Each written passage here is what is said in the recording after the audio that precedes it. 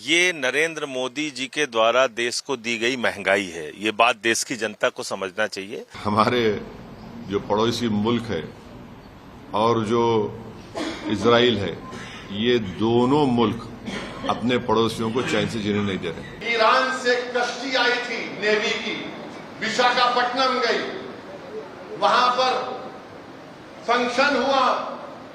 उस कश्ती में 100 से ज्यादा कोई ईरान के नेवी के जिम्मेदार थे। तो ये अमेरिका की सबमरीन ने टॉर्पीडो मारकर उस ईरान की कश्ती के परचखे उड़ा दिए। और जो वेस्ट एशिया में हो रहा है उससे कितने रुपए का नुकसान होगा? प्राइम मिनिस्टर का जो पूरा कॉम्प्रोमाइज हुआ है, जो उन पर ब्लैकमेल किया जा रहा है, वो सवाल उठेगा। तो उसको डिस्कस नहीं करना चाहते। आपने देखा प्राइम मिनिस्टर भाग गए, पार्लियामेंट हाउस से भाग गए। प्रधानमंत्री जी के साथ जो जर्नलिस्ट गए थे वो पॉलिटिकल जर्नलिस्ट थे, लेकिन जब उनकी कवरेज देख रहे हैं तो वॉर जर्नलिस्ट बन गए। जो ये ईरान और जो अमेरिका के वॉर छिड़ी हुई है और भारत कहाँ खड़ा हुआ है, हमारी नीति क्या कहती है, हमारे फॉरेन मिनिस्ट्री क्या कह रही है और जिस तरह से दबाव में अभी भी काम कर रही है अमेरिका के, तो बहुत सारे इंपॉर्टेंट इश्यूज आएंगे इस बार सत्र में। किसी दिन प्रकट होंगे महामानव हैं तो वो कहेंगे कि देश के लोगों, इस मुसीबत से हमें निपटना है।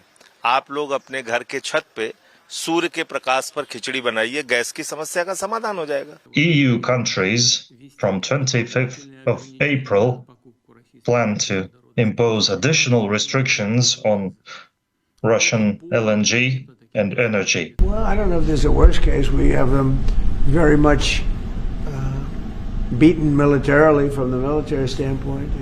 Everything they have is gone, including their leadership. In fact, there are 2 levels of leadership, and even actually, as it turns out, more than that. But 2 levels of leadership are gone. मध्यपूर्व की जंग अब बेहद खतरनाक मोड़ पर पहुंचती दिखाई दे रही है। ये सिर्फ मिसाइलों और बमों की लड़ाई नहीं रह गई है, बल्कि ये ताकत, रणनीति और वैश्विक राजनीति का टकराव बन चुकी है। अमेरिका और इजराइल ने जब ईरान पर हमले तेज किए तो उन्हें उम्मीद थी कि कुछ ही दिनों में ईरान कमजोर पड़ जाएगा, लेकिन 10 दिन से ज्यादा समय गुजर जाने के बाद भी अमेरिका को कोई निर्णायक सफलता नहीं मिल रही है। Well, I don't know if there's a worst case. We have them very much beaten militarily from the military standpoint. They're still lobbing some missiles. At some point, they won't even be able to do that because we're hitting all of their carriers. We're hitting all of their missile stock. You know, they built up all these missiles over the last few years. They had a lot of them. They've shot a lot of them, and we're knocking out a lot. I guess the worst case would be we do this, and then somebody takes over who's as bad as the previous person, right? That could happen. We don't want that to happen. That would probably be the worst. You go through this, and then in 5 years you realize you put somebody in who was no better. So I'd like to see somebody in there that's going to bring it back for the people. And we'll see what happens with the people. You know, they have their chance. And we've said, don't do it yet. If you're going to go out and protest, don't do it yet. It's very dangerous out there. A lot of bombs are being dropped. But I would say that would be about the worst. इसके उलट Iran लगातार जवाबी हमले कर रहा है और ये दिखा रहा है कि वो इतने बड़े सैन्य गठबंधन के सामने भी झुकने के लिए तैयार नहीं है। हमारे जो पड़ोसी मुल्क है और जो इजराइल है, ये दोनों मुल्क अपने पड़ोसियों को चैन से जीने नहीं दे रहे। अफगानिस्तान में हमला और फिर इजराइल जो है बार बार जून में ईरान पे हमला किया और इजराइल बेंजामिन नेतन्याहू ने 70,000 से ज्यादा फलस्तीनियों का जेनोसाइड किया। ये जेनोसाइडल रजीम है और जो हमेशा शरारत करते रहते हैं। तो ये मेरे एहसासात हैं अपनी पार्टी की तरफ से और मैं उम्मीद करता हूं कि हमारी गवर्नमेंट ऑफ इंडिया खामनेई की मौत की मजम्मत करेगी और अगर ये जंग नहीं रुकेगी, जो एक इल्लीगल है और कोई खतरा नहीं था किसी को, सिर्फ दबाना चाह रहे थे और जुल्म कर रहे हैं इस तरह वहां पर हमला करके, और इसके जो नताइज निकलेंगे वो बुरे निकलने वाले हैं। हम लोग अंडर एस्टिमेट कर रहे हैं, ये खत्म होने वाली नहीं। अगर ट्रंप और नेतन्याहू समझ रहे हैं कि रिजीम चेंज होगा ईरान में, मैं नहीं समझता कि रिजीम चेंज होने जाने वाला है। इस पूरे घटनाक्रम में सबसे बड़ा मोड़ तब आया जब ईरान के सुप्रीम लीडर आयतुल्लाह अली खमैनी की हत्या की खबर सामने आई। अमेरिका और इजराइल को लगा कि ईरान की सबसे बड़ी राजनीतिक और धार्मिक ताकत खत्म हो गई है और अब देश के नेतृत्व को संकट पैदा हो जाएगा। I think soon. Okay, and with respect Very soon. Look, everything they have is gone, including their leadership. In fact, there are two levels of leadership, and even actually, as it turns out, more than that. But two levels of leadership are gone. Most people have never even heard about the leaders that they're talking about. So it's obviously been very, very powerful, very effective. लेकिन Iran ने बहुत तेजी से इस स्थिति को संभाल लिया। आयतुल्लाह अली खमैनी की मौत के कुछ ही दिनों के भीतर उनके बेटे मुज्तबा खमैनी को नया सुप्रीम लीडर चुन लिया गया। इस फैसले ने अमेरिका और उसके सहयोगियों को चौंका दिया गया। हद तो यह हो गई मेरे अजीज दोस्तों और बुजुर्गों, एक ईरान से कश्ती आई थी नेवी की, विशाखापट्टनम गई, वहां पर फंक्शन हुआ। उस कश्ती में 100 से ज्यादा कोई ईरान के नेवी के जिम्मेदार थे। विशाखापट्टनम में उनका बड़ा इस्तकबाल किया गया। उस कश्ती में कोई हथियार भी नहीं थे। उस कश्ती में कोई हथियार नहीं थे। वो कश्ती फरवरी में विशाखापट्टनम पे हिंदुस्तान की दावत पर भारत की दावत पर विशाखापट्टनम को आई थी। वो निकलकर इंडियन ओशन जो बोलते हैं बहरे हिंद, वहां से जा रही थी तो ये अमेरिका की सबमरीन ने टॉर्पीडो मारकर उस ईरान की कश्ती के परचखे उड़ा दिए। वहां नहीं है, ईरान की टेरिटरी में नहीं है, इंडियन ओशन में है। सबमरीन से टॉर्पीडो मारकर श्रीलंका के करीब है। मीडिया ने लिखा, ज़राए अबलाग से मालूम हुआ कि 80 से ज्यादा उस जो वहां पर उस कश्ती पर थे वो हलाक हो। आप बताइए, मैं पूछना चाह रहा हूं जो कह रहे हैं कि 25 करोड़ को निकाल कर फेंक दो जालिमों, अगर वो चीन की कश्ती इतनी करीब आ जाती तो तुम क्या करते बताओ? वो चीन की कश्ती अगर हमारे मुल्क के करीब आ जाती, ये पागल बोलते नहीं हमारे इंडियन वाटर में नहीं थी। अरे पागल, पानी का बॉर्डर नहीं, कितना करीब आ गया दुश्मन, वो देखो।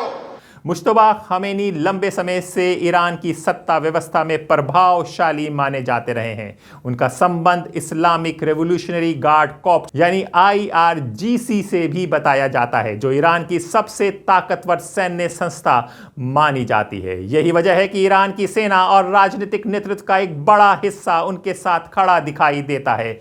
नए नेतृत्व के आने के बाद ईरान ने और ज्यादा आक्रामक नीति अपनाने के संकेत दिए हैं। ईरान की मिसाइल और ड्रोन क्षमता को मध्य पूर्व की सबसे मजबूत सैन्य ताकतों में गिना जाता है। और जो वेस्ट एशिया में हो रहा है उससे कितने रुपए का नुकसान होगा?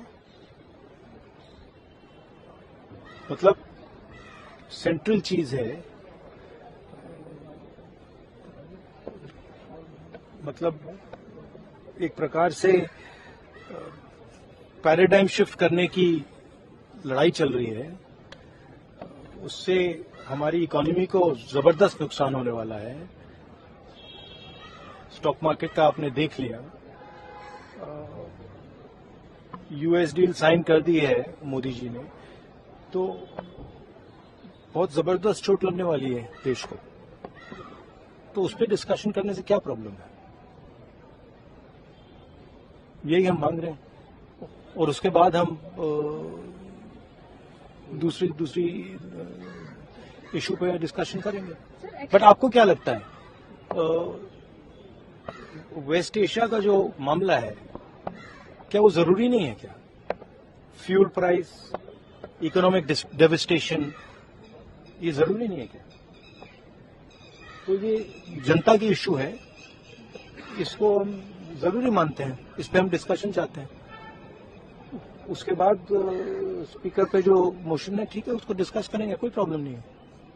बट वो डिस्कशन करना नहीं चाहते हैं क्योंकि उसमें दूसरी बातें निकलेंगी, उसमें प्राइम मिनिस्टर की पोजीशन निकलेगी, प्राइम मिनिस्टर का जो पूरा कॉम्प्रोमाइज हुआ है, जो उन पर ब्लैकमेल किया जा रहा है, वो सवाल उठेगा तो उसको डिस्कस नहीं करना चाहते। आपने देखा प्राइम मिनिस्टर भाग गए, पार्लियामेंट हाउस से भाग गए। पिछले कुछ वर्षों में ईरान ने हजारों बैलिस्टिक मिसाइल और अत्याधुनिक ड्रोन विकसित किए, जिनकी मारक क्षमता सैकड़ों से लेकर हजारों किलोमीटर तक बताई जाती है। इसी वजह से ईरान के जवाबी हमलों का सिर्फ इजराइल तक सीमित नहीं है, बल्कि पूरे खाड़ी क्षेत्र में सुरक्षा चिंता बढ़ गई है। प्रधानमंत्री जी के साथ जो जर्नलिस्ट गए थे वो पॉलिटिकल जर्नलिस्ट थे, लेकिन जब उनकी कवरेज देख रहे हैं तो वॉर जर्नलिस्ट बन गए। तो वो कैसे लौटेंगे वापस? और फिर हम आत्मनिर्भर की बात कर रहे हैं, हम अमेरिका का ऑर्डर मान रहे हैं। तो हमारी आत्मनिर्भरता और हमारे देश को कोई डिक्टेट कर रहा है कि आपको तेल कितने दिन खरीदना है, कितना ले पाएंगे आप। तो ये कहीं ना कहीं बहस होनी चाहिए, क्योंकि वो परिस्थितियां दूसरी थीं, आज परिस्थितियां दूसरी हैं। इसलिए विदेश नीति पर और जिस तरीके से विदेश नीति नीलाम की है सरकार ने, उस पर चर्चा होनी चाहिए। धन्यवाद। जी हां, कई अरब देश खुलकर कुछ नहीं कह रहे, लेकिन अंदर ही अंदर इस टकराव से परेशान दिखाई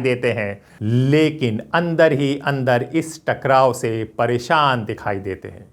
उन्हें डर है कि अगर ये जंग लंबी चली तो तेल व्यापार, समुद्री रास्ते और पूरी क्षेत्रीय अर्थव्यवस्था पर गंभीर असर पड़ेगा। और लेकिन अभी इससे भी महत्वपूर्ण बात है कि जो ये ईरान और जो अमेरिका के वॉर छिड़ी हुई है, और भारत कहाँ खड़ा हुआ है, हमारी नीति क्या कहती है, हमारे फॉरेन मिनिस्ट्री क्या कह रही है, और जिस तरह से दबाव में अभी भी काम कर रही है अमेरिका के, तो बहुत सारे इंपॉर्टेंट इश्यूज आएंगे इस बार सत्र में। Thank you, thank you, thank you, thank you. आ रहा है, क्या कहना है आपका? रेजोल्यूशन आ रहा है, और लेकिन अभी इससे भी महत्वपूर्ण बात है कि जो ये ईरान और जो अमेरिका के वॉर छिड़ी हुई है, और भारत कहाँ खड़ा हुआ है, हमारी नीति क्या कहती है, हमारे फॉरेन मिनिस्ट्री क्या कह रही है, और जिस तरह से दबाव में अभी भी काम कर रही है अमेरिका के, तो बहुत सारे इंपॉर्टेंट इश्यूज आएंगे इस बार सत्र में। Thank you, thank you, thank you, thank you. आ रहा है, क्या कहना है आपका? रेजोल्यूशन आ रहा है, और लेकिन अभी इससे भी महत्वपूर्ण बात है कि जो ये ईरान और जो अमेरिका के वॉर छिड़ी हुई है, और भारत कहाँ खड़ा हुआ है, हमारी नीति क्या कहती है, हमारे फॉरेन मिनिस्ट्री क्या कह रही है, और जिस तरह से दबाव में अभी भी काम कर रही है अमेरिका के। दुनिया के लगभग 1/3 तेल टैंकर हुर्मुज़ जलडमरू मध्य से गुजरते हैं, और यह इलाका ईरान के बिल्कुल करीब है। अगर ये रास्ता बाधित होता है तो पूरी दुनिया में ऊर्जा संकट पैदा हो सकता है। यही वजह है कि इस जंग का असर अब वैश्विक अर्थव्यवस्था पर भी दिखाई देने लगा है, और तेल की कीमतों में तेज उतार चढ़ाव देखने को मिल रहे हैं। देखिए, ये नरेंद्र मोदी जी के द्वारा देश को दी गई महंगाई है। ये बात देश की जनता को समझना चाहिए, क्योंकि हार्मोज समुद्री मार्ग जो 50% से ज्यादा ईरान के हिस्से में आता है, ईरान से हमारे अच्छे रिश्ते थे, उस रिश्ते को जानबूझ के मोदी ने बिगाड़ा।